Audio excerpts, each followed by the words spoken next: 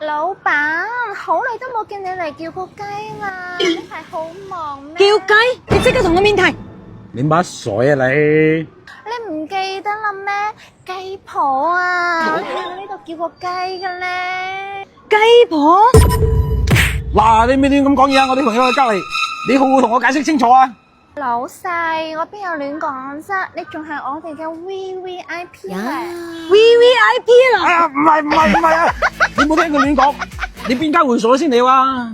我哋走心行話雞店話，你叫過好多次雞噶啦，你唔記得咗啦咩？仲好多次，晒啊！分手！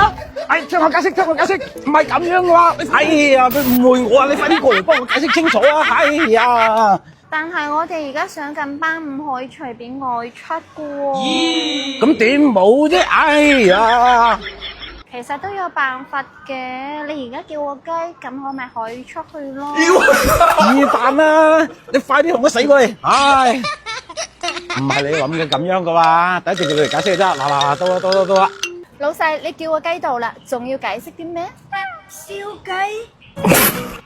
係喎，雞鋪啊，呢輪俾你害死啦！